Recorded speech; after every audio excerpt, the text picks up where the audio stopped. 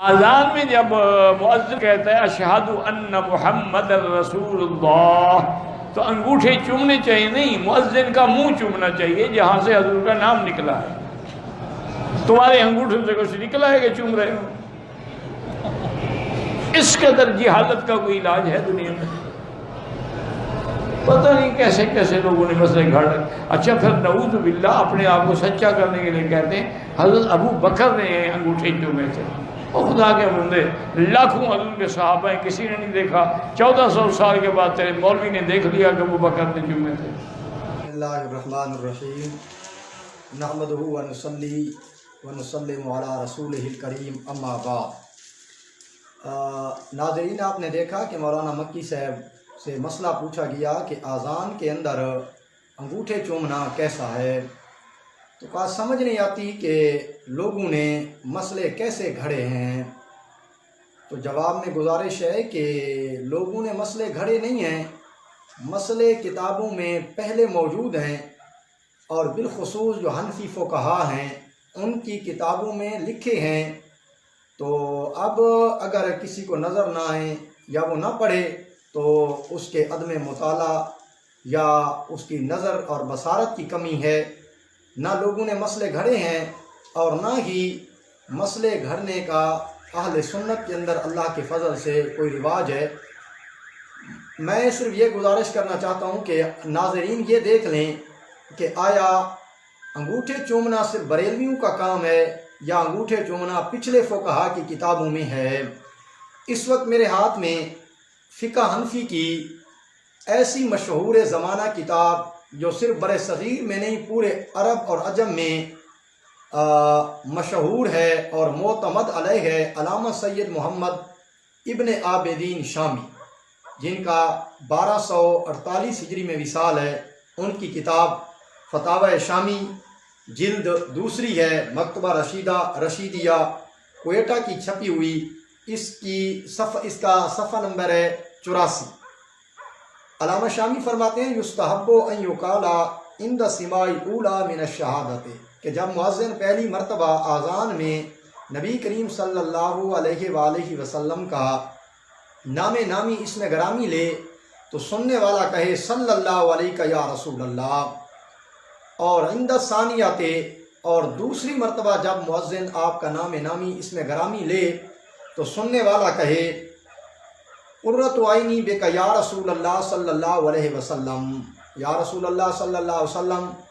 آپ کے ساتھ، آپ کے نام کے ساتھ میرے دل، ایمان اور آنکھوں کی ٹھنڈک ہے۔ پھر دعا کرے اللہم متعنی بالسمع والبصر بعد وضع ظفرئی الابہامین العینین، پھر اس کے بعد اپنے دونوں جو انگوٹھے ہیں ابہام، ان کے ناخن آنکھوں پر رکھے۔ اب اس کی جزا، بدلہ، انعام کیا ہے؟ کہتے ہیں فَإِنَّهُ صلی اللہ علیہ وسلم یکون قائدا الی الجنۃ، اب جو اس طرح کرنے والا ہے حضور کی قیامت کے دن اس کو قیادت نصیب ہوگی، یعنی وہ نبی کریم صلی اللہ علیہ وآلہ وسلم کی شفاعت سے بہرہ ہوگا۔ اب علامہ شامی فرماتے ہیں کہ کئی کتابوں میں اس طرح ذکر ہے، قضا فی کنز العباد ایک فتاوی کا نام ہے، کہتے ہیں اس میں بھی اسی طرح ہے، وَنَحْوَهُ فی فتاوی الصوفیۃ، فتاوی صوفیہ میں بھی اسی طرح ہے، اور خیر الدین رملی کا جو حاشیہ ہے اس کے اندر بھی اسی طرح مذکور ہے۔ تو اب دیکھیں علامہ شامی کہہ رہے ہیں کہ انگوٹھے چومنا مستحب ہے، یستحب ہو، یعنی اچھا ثواب کا کام ہے، اور علامہ شامی کہتے ہیں کہ اور بھی کئی فقہا کی کتابوں میں یہ بات مذکور ہے۔ تو اب دیکھیں ایک حنفی بزرگ جو صدیوں پہلے گزرے ہیں وہ فرما رہے ہیں انگوٹھے چومنا مستحب ہے۔ یہ دوسری میرے ہاتھ میں فقہ حنفی کی کتاب ہے، حاشیہ طہطاوی مراقی الفلاح علی نور العذاب، علامہ سید احمد طہطاوی مصری، ان کا وصال ہے سن 1221 ہجری کے اندر۔ ان کی کتاب میرے ہاتھ میں ہے، قدیمی کتب خانہ کراچی کی چھپی ہوئی، اور اس کا صفحہ نمبر 205 ہے۔ علامہ طہطاوی بھی یہی عبارت نقل کر کے فرماتے ہیں جو علامہ شامی نے ذکر کی تھی، تو وہ بھی فرماتے ہیں کہ اذان کے اندر انگوٹھے چومنا یہ ایک ایسا عمل ہے کہ جس کے بارے میں نبی کریم صلی اللہ علیہ وسلم نے فرمایا انا مدخلہ فی صفوف الجنت، اب دیکھیں یہ بھی جن کا لقب ہے عمدۃ الاحناف، اتنے بڑے حنفی بزرگ، وہ بھی فرما رہے ہیں کہ انگوٹھے چومنا ایک ایسا عمل ہے کہ جس سے نبی کریم صلی اللہ علیہ وآلہ وسلم نے فرمایا حلت لہو شفاعتی، اس کے لیے میری شفاعت جائز ہو جائے گی۔ تو اب آپ خود اندازہ کر سکتے ہیں کہ یہ مسئلے فقہا نے بیان کیے، نہ لوگوں نے گھڑے ہیں، حنفی لوگوں نے بیان کیے، اور جو احناف کے ماننے والے، حنفی فقہ کے ماننے والے ہیں، وہ ان پر عمل کر رہے ہیں۔ ساتھ ہی دوسری بات یہ فرمائی بطور طنز کے، کہا کہ کہتے ہیں کہ یہ حضرت صدیق اکبر سے ثابت ہے، تو کہا کہ جو بات تمہارے مولوی کو نظر آ گئی اتنے اور صحابہ اور لوگوں کو نظر کیوں نہیں آئی؟ تو گزارش ہے کہ جو بات ہمارے علماء اور بالخصوص سیدی اعلیٰ حضرت کو نظر آئی،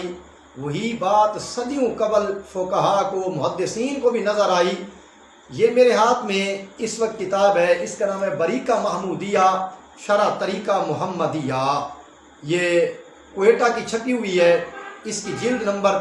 3 ہے، صفحہ نمبر 259 ہے۔ اس پر بالکل یہی بات لکھی ہے، کہتے ہیں کہ حضرت صدیق اکبر رضی اللہ تعالیٰ عنہ تشریف فرما تھے، فقام بلال، حضرت بلال رضی اللہ تعالیٰ عنہ اٹھے، کھڑے ہوئے، فاذن، آپ نے اذان دی، فلما بلغ اشہد ان محمد رسول اللہ، جب حضرت بلال رضی اللہ تعالیٰ عنہ نے یہ کلمات فرمائے، اشہد ان محمد رسول اللہ، آپ کا نام نامی اس میں گرامی لیا، فقبل ابو بکر، حضرت صدیق اکبر رضی اللہ تعالیٰ عنہ نے ظفر ابہامہ، اپنے دونوں ناخنوں کو، انگوٹھوں کو چوما، بوسہ دیا، ووضعہما علی عینیہ، اور حضرت صدیق اکبر رضی اللہ تعالیٰ عنہ نے ان دونوں انگوٹھوں کو اپنی آنکھوں پر رکھا۔ اب دیکھیے، اب یہ بات جو سیدی اعلیٰ حضرت کو نظر آئی، آپ سے صدیوں قبل وصال کر جانے والے فقہا کو نظر آئی۔ میرے ہاتھ میں کتاب ہے المقاصد الحسنہ، علامہ عبد الرحمن سخاوی 902 ہجری میں جن کا وصال ہے، انتہائی بڑے جلیل القدر محدث ہیں۔ المقاصد الحسنہ، اس کے اندر بھی یہی بات لکھی ہے، کہتے ہیں کہ حدیث نمبر 1021، مسح العینین وانملۃ الصبابتین بعد تقبیلہما عند سماع قول المؤذن اشہد ان محمد رسول اللہ، کہتے ہیں جب اذان میں مؤذن سے نبی کریم صلی اللہ علیہ وسلم کا نام نامی اس میں گرامی سنیں تو پھر اس وقت اپنے ناخنوں یعنی انگلیوں کے پوروں کو، ناخنوں کو بوسہ دے کے آنکھوں پر رکھیں۔ اب دیکھیں امام سخاوی بھی یہی فرما رہے ہیں، اور ساتھ ہی فرماتے ہیں ذکر الدیلمی فی الفردوس من حدیث ابی بکر صدیق، کہتے ہیں یہی بات جو ہے مسند فردوس میں حضرت سیدنا صدیق اکبر کی حدیث سے ثابت ہے۔ آپ دیکھیں امام سخاوی 902 ہجری میں جن کا وصال ہے، اعلیٰ حضرت عظیم البرکت امام احمد رضا کے وصال سے تقریباً کوئی 400-500 سال قبل وصال کر رہے ہیں، وہ بھی یہی بات فرما رہے ہیں کہ حضرت صدیق اکبر رضی اللہ تعالیٰ عنہ کی حدیث سے ثابت ہے۔ اور آگے علامہ سخاوی نے اس پر بہت بڑی حدیثیں اور روایتیں نقل کی ہیں۔ اسی طرح یہ میرے ہاتھ میں کتاب ہے مجمع بحار الانوار، مجمع بحار الانوار فی غرائب التنزیل و لطائف الاخبار، علامہ محمد طاہر پٹنی کی، جن کا 986 ہجری میں وصال ہے۔ یہ 5ویں جلد ہے، صفحہ نمبر 232 ہے۔ اس پر بھی یہی مذکور ہے، یہاں بھی یہی لکھا ہے کہ جب بندہ یعنی نبی کریم صلی اللہ علیہ وآلہ وسلم کا نام نامی اس میں گرامی چومے، مسح العینین بباطل انملۃ الصبابتین بعد تقبیلہما عند سماع اشہد ان محمد رسول اللہ، اس میں بھی وہی بات لکھی ہے کہ جب مؤذن آپ کا نام نامی لے تو سننے والے اپنے انگوٹھوں کو بوسہ دیں اور اپنی آنکھوں پر رکھیں۔ پھر کہتے ہیں کہ یہ بات وہ ہے کہ قد روی تجربۃ ذالک عن الکثیرین، کہتے ہیں یہ وہ بات ہے کہ جس کا تجربہ بہت بڑے بڑے اکابرین سے، بہت سارے لوگوں سے ہو چکا ہے، اور اس طرح بہت زیادہ یعنی اکابرین نے اس پر عمل کیا ہے۔ اب دیکھیں جو کہہ رہے ہیں کہ آپ کو جو بات نظر آ گئی آپ کے مولویوں کو نظر کیوں نہیں آئی، یہ میرے ہاتھ میں کتاب ہے علامہ ملا علی قاری سلطان بن محمد علی قاری جن کا 1014 ہجری میں وصال ہے، ان کی کتاب ہے الموضوعات الکبریٰ۔ موضوعات الکبریٰ قدیمی کتب خانہ کراچی کا ایڈیشن ہے اور صفحہ نمبر 210 ہے۔ علی قاری فرماتے ہیں کہ حدیث نمبر 829 مسح العینین یعنی آذان کے وقت نبی کریم صلی اللہ علیہ وآلہ وسلم کا نام چومنا، یہ کس سے ثابت ہے؟ علی قاری کہتے ہیں ذکرہ الدیلمی فی الفردوس من حدیث ابی بکر صدیق۔ علی قاری کہتے ہیں کہ مسند فردوس میں ہے کہ یہ حضرت صدیق اکبر رضی اللہ تعالیٰ عنہ کی حدیث سے ہے ان النبی صلی اللہ علیہ وآلہ وسلم، علی قاری فرماتے ہیں کہ نبی کریم صلی اللہ علیہ وسلم نے فرمایا من فعل ذلك فقد حلت علیہ شفاعتی۔ نبی کریم صلی اللہ علیہ وسلم نے ارشاد فرمایا جس نے اس طرح کیا جس طرح ابو بکر صدیق نے کیا تو اس کے لیے میری شفاعت حلال ہو گئی۔ علی قاری فرماتے ہیں قلت وَإِذَا ثَبَتَ رَفْقُهُ عَلَى الصِّدِّيقِ فَيَكْفِي لِلْعَمَلِ بِهِ۔ مولانا علی قاری کہتے ہیں کہ اگر کوئی پوچھے کہ دلیل کیا ہے تو جواب میں کہا جائے گا کہ جب اس کا رفع جناب صدیق اکبر تک ثابت ہے۔ علی قاری کہتے ہیں ثابتہ، اب ثابتہ کا معنی جو علماء ہیں عربی جاننے والے ہیں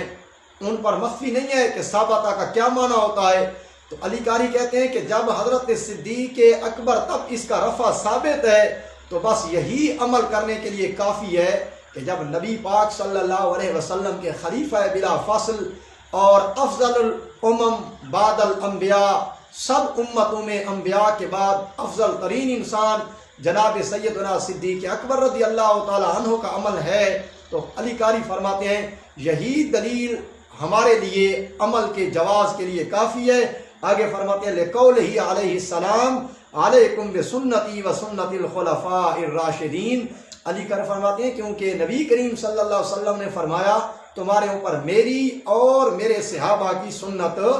لازم ہے۔ اب دیکھیں کہ جو کہہ رہے تھے کہ تمہارے مولوی کو جو بات نظر آ گئی وہ اتنے سارے لوگوں کو نظر کیوں نہیں آئی، تو اب میرا سوال ہے کہ جو بات علامہ سخاوی کو نظر آئی، جو بات علامہ شامی کو نظر آئی، جو علامہ طاہر پٹنی صاحب مجموع بہار الانوار کو نظر آئی، جو بات علامہ ملا علی قاری کو نظر آئی، جو امام طحاوی کو نظر آئی، شرح نکایہ والا کو نظر آئی، اب اتنے محدثین، میں قلت وقت کی وجہ سے اگر چاہوں تو اس پر کئی کتابوں کے حوالے پیش کر سکتا ہوں اور فقہ کی کتنی کتابوں میں یہ بات مذکور ہے، میں نے صرف بطور نمونہ کے یہ بات پیش کی ہے کہ سننے والے خود انصاف کر سکتے ہیں کہ اتنے جلیل القدر محدثین صدیوں قبل جو وصال کر چکے ہیں ان کی کتابوں میں وضاحت کے ساتھ لکھا ہے، لیکن اس کے باوجود بھی ایک بندہ حرم کعبہ میں بیٹھ کر یہ بات کہے کہ لوگوں نے مسئلے گھڑے ہیں، پھر کہے کہ جو بات تمہیں نظر آئی وہ صدیق اکبر کو نظر کیوں نہیں آئی، تو اس کا جواب ایک ہی ہو سکتا ہے، وہ یہ کہ جن کا عقیدہ حضرت صدیق اکبر کی طرح ہے ان کو یہ بات نظر آتی ہے، اور جن کا عقیدہ حضرت صدیق کی طرح نہیں ہے تو ان کو یہ بات نظر نہیں آتی، کیونکہ جو کمال جو خوبیاں نبی کریم صلی اللہ علیہ وسلم کی جناب صدیق اکبر کو نظر آتی تھی وہ ابو جہل کو نظر نہیں آتی تھیں، اس لیے جو بات حضرت صدیق اکبر کی تھی علامہ شامی، علامہ سید احمد طحطاوی، علامہ ملا علی قاری، علامہ طاہر پٹنی، علامہ عبد الرحمن سخاوی صاحب شرح نکایہ، اتنے جلیل قدر محدثین نے نقل کی ہے، تو یہ اس بات کی دلیل ہے کہ انگوٹھے چومنے کا ایسا مسئلہ ہے جو کسی نے گھڑا نہیں ہے بلکہ محدثین فقہاء سب کی کتابوں میں یہ بات مذکور